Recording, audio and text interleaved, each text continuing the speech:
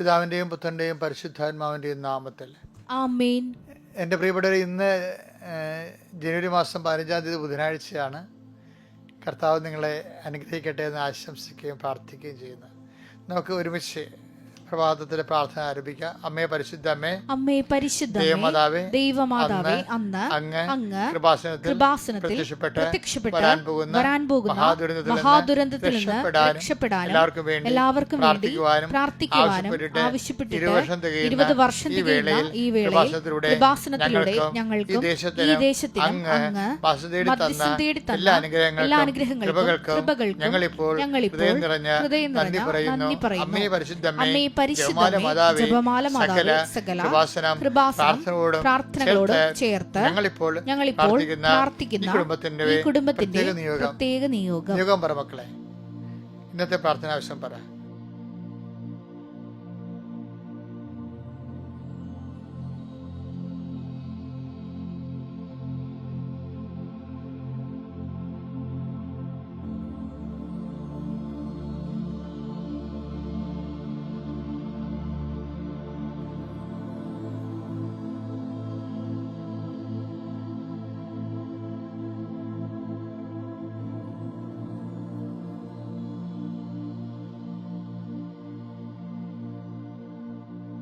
അമ്മയുടെ പ്രത്യക്ഷീകരണത്തിന്റെ ഈ ദ്വാദശക വേളയിൽ ഞങ്ങൾക്ക് സാധിച്ചു തരുവാൻ കനിയേണമേ. വിശ്വാസ പ്രമാണം. സർവശക്തനായ പിതാവും ആകാശത്തിന്റെയും ഭൂമിയുടെയും സൃഷ്ടാവുമായ ദൈവത്തിൽ ഞാൻ വിശ്വസിക്കുന്നു. അവിടുത്തെ ഏകപുത്രനും ഞങ്ങളുടെ കർത്താവുമായ ഈശോ മിശിഹായിലും ഞാൻ വിശ്വസിക്കുന്നു. ഈ പുത്രൻ പരിശുദ്ധാത്മാവിനാൽ ഗർഭസ്ഥനായി കന്യകാമറിയത്തിൽ നിന്ന് പിറന്ന് പൊന്തിയോസ് പീലാത്തോസിന്റെ കാലത്ത് പീഡകൾ സഹിച്ച് കുരിശിൽ തറയ്ക്കപ്പെട്ട് മരിച്ച് അടക്കപ്പെട്ട് പാതാളങ്ങളിൽ ഇറങ്ങി മരിച്ചവരുടെ ഇടയിൽ നിന്ന് 3-ാം നാൾ ഉയർത്ത് സ്വർഗത്തിലേക്ക് എഴുന്നള്ളി സർവശക്തിയുള്ള പിതാവായ ദൈവത്തിന്റെ വലതുഭാഗത്തിരിക്കുന്നു. അവിടെ നിന്ന് ജീവിക്കുന്നവരെയും മരിച്ചവരെയും വിധിക്കുവാൻ വരുമെന്നും ഞാൻ വിശ്വസിക്കുന്നു. പരിശുദ്ധാത്മാവിലും ഞാൻ വിശ്വസിക്കുന്നു. വിശുദ്ധ കത്തോലിക്കാ സഭയിലും പുണ്യവാന്മാരുടെ ഐക്യത്തിലും പാപങ്ങളുടെ മോചനത്തിലും ശരീരത്തിന്റെ ഉയർപ്പിലും നിത്യമായ ജീവിതത്തിലും ഞാൻ വിശ്വസിക്കുന്നു. ആമേൻ. സ്വർഗ്ഗസ്ഥനായ ഞങ്ങളുടെ പിതാവേ, അങ്ങയുടെ നാമം പൂജിതമാകണമേ. അങ്ങയുടെ രാജ്യം വരണമേ. അങ്ങയുടെ തിരുമനസ് സ്വർഗത്തിലെ പോലെ ഭൂമിയിലും ആകണമേ. അന്നു വേണ്ടുന്ന ആഹാരം ഇന്ന് ഞങ്ങൾക്ക് തരണമേ. ഞങ്ങളോട് തെറ്റ് ചെയ്യുന്നവരോട് ഞങ്ങൾ ക്ഷമിക്കുന്നത് പോലെ ഞങ്ങളുടെ തെറ്റുകൾ ഞങ്ങളോടും ക്ഷമിക്കണമേ. ഞങ്ങളെ പ്രലോഭനത്തിൽ ഉൾപ്പെടുത്തരുതേ, തിന്മയിൽ ഞങ്ങൾ രക്ഷിക്കണമേ. ആമേൻ. നന്മ നിറഞ്ഞ മറിയമേ, സ്വസ്തി. കർത്താവ് അങ്ങയുടെ കൂടെ സ്ത്രീകളിൽ അങ്ങ് അനുഗ്രഹിക്കപ്പെട്ടവളാകുന്നു. അങ്ങയുടെ ഉദരത്തിൻ ഫലമായി ഈശോ അനുഗ്രഹിക്കപ്പെട്ടവനാകുന്നു. പരിശുദ്ധ മറിയമേ, തമ്പുരാന്റെ അമ്മേ, പാപികളായ ഞങ്ങൾക്ക് വേണ്ടി ഇപ്പോഴും ഞങ്ങളുടെ മരണസമയത്തും തമ്പുരാനോട് അപേക്ഷിക്കണമേ. ആമേൻ. എന്റെ കർത്താവിന്റെ ഉന്നതമായ നാമത്തിന് സ്വസ്ഥം ചെയ്യുന്നു.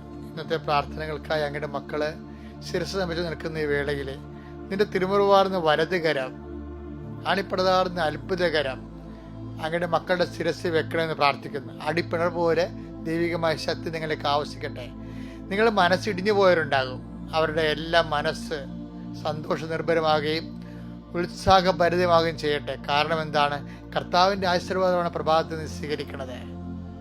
എൻ്റെ കർത്താവിൻ്റെ ഉന്നതമായ നാമത്തിൽ സഭയുടെ അധികാരത്തിൽ നിന്റെ ശാരീരികമായ വിഷമതകൾ, ഭാരങ്ങൾ, ശാരീരികത്തിൻ്റെ അവശതകൾ, അതുപോലെ തന്നെ തളർച്ചകൾ, ഒരു ഉന്മേഷമില്ലായ്പ, മനസ്സിന് ഉന്മേഷമില്ലാത്തവർ, ഇന്നത്തെ ഉറക്കം ശരിയാകാത്തവർ, അതുപോലെ തന്നെ വ്യത്യസ്തങ്ങളായ രോഗകാരണങ്ങളാലും ഇന്നത്തെ ജീവിതത്തിൻ്റെ ചെയ്തു തീർക്കേണ്ട വലിയ ഭാരങ്ങളാലും ചില വഴി സ്ഥലങ്ങളിൽ നിന്ന് വഴക്ക് കേൾക്കുമോ എന്നുള്ള ഭീതിയാലും അങ്ങനെ ആരെയും പേടിക്കേണ്ടെന്നാണ് പറഞ്ഞിരിക്കുന്നത് കർത്താവിൻ്റെ വചനം.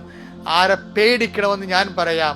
അത് കൊന്നതിന് ശേഷം നരകത്തിൽ തള്ളിക്കളയാൻ കഴിയുന്നവരെ മാത്രം പേടിക്കാൻ പറയുമ്പോൾ എൻ്റെ ദൈവത്തിനെതിരെ ദൈവത്തെ വിശ്വസിക്കുന്നവരെ ദൈവത്തെ മാത്രമേ പേടിക്കത്തുള്ളൂ. പറയുക, മനസ്സിൽ പറയുക, എൻ്റെ ദൈവത്തെ മാത്രമേ ഞാൻ ഭയപ്പെടുത്തുള്ളൂ.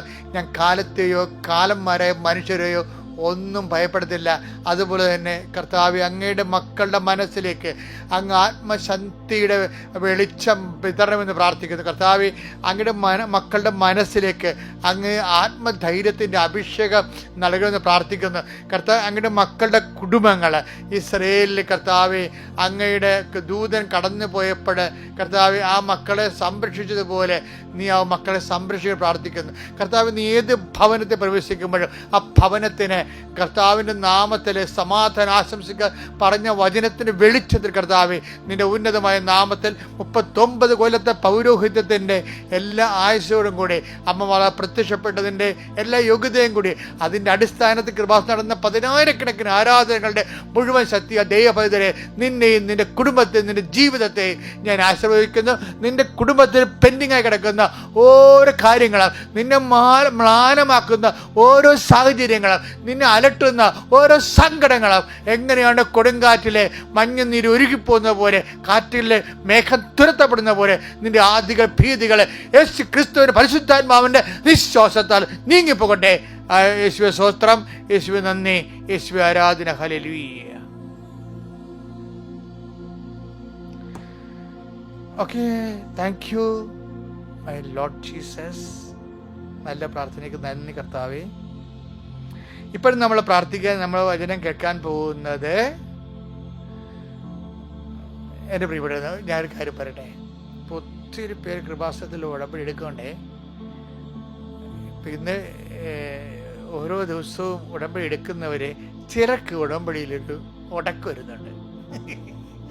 അതെന്നെ സംബന്ധിച്ച് ഈ കക്ഷികൾക്ക് ഉടമ്പടി വെക്കുന്ന വിഷയങ്ങൾക്കാണ് പ്രാധാന്യം. അപ്പം നിങ്ങൾക്കറിയാമല്ലോ, ഉടമ്പടി വെക്കുന്ന വിഷയങ്ങൾക്കല്ല പ്രാധാന്യം. എന്താ കാര്യം? എന്താ പറഞ്ഞിരിക്കണത്? നിങ്ങളെ ഇപ്പം തന്നെ മത്തായിയുടെ സുവിശേഷം 6:8 വായിച്ചേ. നിങ്ങൾ ചോദിക്കുന്നതിന് മുമ്പ് തന്നെ. വിഷയത്തിന്റെ കാര്യം കേട്ടില്ലേ? എന്താണ് നിങ്ങൾ ചോദിക്കുന്ന? ഒന്ന് പറഞ്ഞ, നിങ്ങൾ ചോദിക്കുന്നതിന് മുമ്പ് തന്നെ നിങ്ങളുടെ ആവശ്യം നിങ്ങളുടെ പിതാവ് അറിയുന്നു. അടാ, അപ്പൊ നമ്മള് അവിടെ കർത്താവിന്റെ ഗേറ്റിക്ക് ചെല്ലുമ്പോൾ തന്നെ നമ്മുടെ ആവശ്യം അറിഞ്ഞു, അത് ചെയ്തു തരാൻ കർത്താവ് തയ്യാറാണ്. പക്ഷെ ദൈവം നമ്മളോട് പറയുന്നൊരു കാര്യമുണ്ട്. അതെന്താണ്? 6:33 വായിച്ചേ. മത്തായി 6:33. ദൈവം നമ്മളോട് പറയുന്ന കാര്യം വായിച്ചേ. നിങ്ങൾ ആദ്യം. അതാ സംഭവം. ഒന്ന് പറഞ്ഞേ, നിങ്ങൾ ആദ്യം അവിടുത്തെ രാജ്യവും അവിടുത്തെ നീതിയും അന്വേഷിക്കുക. അതോടൊപ്പം മറ്റുള്ളവയെല്ലാം, ബാക്കിയുള്ളതെല്ലാം നിങ്ങൾക്ക് ലഭിക്കും. അപ്പോഴെന്താണ്? ദൈവം നമ്മൾ ചോദിക്കും മുമ്പ് തന്നെ തരാൻ തീരുമാനിച്ചു. പക്ഷെ എന്താണ് തീരുമാനം? നമ്മൾ ചെയ്യേണ്ടത് എന്താണ്? ആദ്യം നമ്മൾ ചെയ്യേണ്ടത് എന്താണ്? അവിടുത്തെ രാജ്യവും അവിടുത്തെ നീതി അന്വേഷിക്കുക. ഉടമ്പടി അതാണ് ചെയ്യണത്.